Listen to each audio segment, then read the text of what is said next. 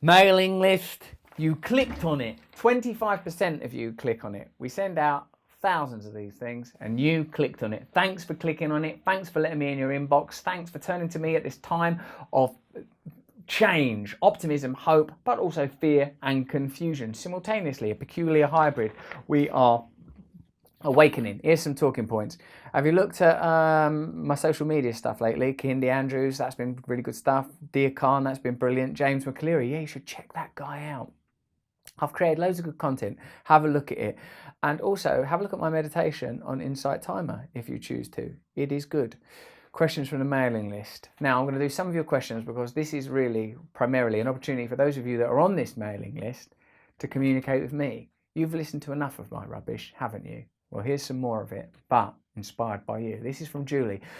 I cannot solve the mystery of why after a length of time of sobriety I suddenly lose track and I'm feeling nothing at all. I allow myself to slip without thinking. And then she quotes something from 12-step literature. Why? So painful and so unnecessary. How do you maintain the heightened awareness of every second, every day? I don't. I go unconscious all the time. I've been talking to Eckhart Tolle about this in the podcast that's coming up with Eckhart Tolle. It'll be on YouTube and it's also on Luminary. If you're not subscribing to Luminary, you should.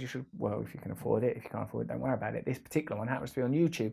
He's saying you have to return to awareness. Are you conscious in this moment? Are you aware right now?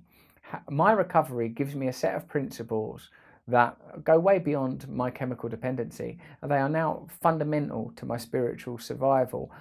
I don't think about alcohol and drugs. I think about the matrix of beliefs and behaviours that lead to drink and drugs. And what is that yearning in the first place? What does the wanting want? When you stay present in the moment, the wanting is alleviated and becomes a kind of life force instead of a constantly mobilised survivalist energy. Stay present, pray, meditate, do the steps, go to meetings. Virtual meetings, Julie, at the moment. Lynette says, I love your growth. Do you mean that in a tumour way? I love your growth and could listen to you all day. Yes, you could. Please tell me, what did you study to expand yourself? I just studied a bit of religion and global politics. Look at some of the writings of Brad Evans. Look at some of the writings of Edward Said. Check out Eckhart Tolle. That podcast can knock your socks off. I admire your politics, philosophy, and the things you talk about make so much sense. Please give me some pointers where to start in order to expand perspectives. Listen to the podcast, and you'll hear authors and thinkers continually discussed on there. Watch the documentary called The Work, fascinating documentary. Listen to like Brené Brown stuff. There's so much available at the moment. I would say, as a starting point, look at the content that I've created. All of us, you're different from me, Lynette. You'll find different things interesting. The things that I've found informative from the world of sort of like fiction, as I've said many times, I really love Moby Dick. A factual book that I've read lately, Tribe, absolutely fantastic. Another book I've been looking at, The Gift by Lewis Hyde, that Not Your Bandy, The Trickster by the same author, absolutely fantastic. Have a look at all of those. Look at Carl Jung and Joseph Campbell. Look at comparative mythology. Get into that stuff. Anyway, I love you. Let's see what else you've got, old mailing list people. Hey, guess what I'm going to do? This is exciting. I can't believe I forgot this. I'm going to do a Zoom call for the first 100 of you that request it. Will be sent a code, and I'll do a live 30-minute show on Zoom. You'll be able to talk to me, ask questions, listen to me privately, there in the moment. 100 people. The first 100 people to email us saying with Zoom in the subject, we'll get it. Yeah, put Zoom in the subject. Zoom call. Zoom call, Zoom room, Zoom did a boom boom. Just put Zoom, which is an advert for Zoom, but who cares? It's a small advert. Jessica says, especially after what they did that thing in China, didn't they, where they sort of stopped human rights protesters using Zoom. But what can we do? From Jessica, I'm currently quarantined with my best friend who is struggling with alcoholism. He's on the wait list for rehab, but I'm afraid I'm watching my brother kill himself in front of me. I've sent him to the emergency room and helped him try to detox at home and failed while I waited for the US Medicare I set up for him to go through. In the meantime, I'm losing my mind. God, Jessica, that sounds so hard. I feel petty and terrible, but also overexerted and trapped. How can I help someone I love with addiction in isolation while I'm hanging by a thread by myself? Focus on yourself, for one thing. None of us, look, we're not superheroes.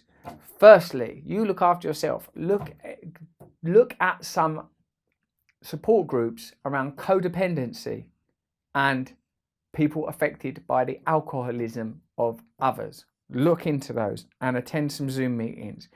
We can't help other people if our own connection is not strong. and what I mean by connection is that we belong to a community of support. Me, I've been in recovery a long time, but I would never go off on my own and hang with a drug addict and go, come on mate, I'll sort you out. I'm not powerful enough to do that. I'll take another drug addict in recovery with me, and the two of us, and because they say when you're trying to deal with a drug addict, you've got your own madness, their madness versus you. You're outnumbered. What you want is a few not loonies in your corner. So, except we are not God. We cannot heal other people. If this person don't want to get better, the sorry, sad news is they ain't gonna. But you can resonate differently by working on yourself. Focus on yourself, be loving. Don't make them your absolute priority. Make your own connection your priority. Then you'll be of different service to them. Don't overexert yourself. Don't go mad. Look after yourself, Jessica. Jess, I've been enjoying aspects of the lockdown. Specifically, I've enjoyed not having to meet up with friends. Yeah. I've been engaging with them a bit online. It's been enough for me. Yeah. I feel like I could do this for a long time. Yeah. I feel calm, peaceful, slow my life down. Shall I cull my friendship circle when things like, cull it? Cull it? Who are you friends with? Antelopes? Look, just do what you got to do, Jess. You don't need to cull no one. Yeah, antelopes. You're friends with antelopes? Are you? I live with my partner and kid. I work part-time for a charity. Well done. I do quite a bit in our community. Well done. I don't want to stop doing this. I just want to ditch my friends. Jess, you sociopath. Why am I feeling this way? Should I ditch them? Nicely, she says. When things are back to normal, they're all perfectly lovely people. Yeah, get rid of some of them, I think. It sounds like you don't need them, mate. Like, look, these things will just naturally atrophy if you let go of them. So don't worry too much, is what I'd say. Focus on the things that matter. Allow your life to form. There's a deep intelligence at work in all things. In all things, a deep intelligence. And this deep intelligence is present in you. If you awaken to this, you can trust your own intuition and deep intelligence to guide you. You won't even be present of what you're saying, aware of what you're saying or what you're thinking. You'll just be carried in the right direction. This lockdown's given a lot of us that kind of time. Those of us that are on the financial or medical front lines are like, oh yeah, man, I've been caught up in some adrenalized, anxious bullshit. Well, free yourself from that. Right, so if you want to do that Zoom call thing with me, the first 100 of you, or 99 it'll be, because I'll be one of the people on there. The first 99 of you, Zoom in the subject, we'll do it. And we'll do it next week, which will be the week of... one of the dates is 17. One of the dates is 17. What date is it today? Oh, Jenny, who's the producer of this, Jenny does all the podcasts. Jenny May Finn. If you don't like the quality of this work, Jenny May Finn, you'll find her on Instagram. What are you called on Instagram? Yeah, it was the 17th. That was right. It'll be on the 17th. Next Wednesday, the 17th. Come to the Zoom call. I'll be there. You'll be able to meet Jenny May Finn. You'll be there, will you, Jen? No. Yes, you will. So there's 98 of you. Put Zoom in the subject. First 98, you're in. Zoom. Oh. Yeah, it's you, me. All right, see you later.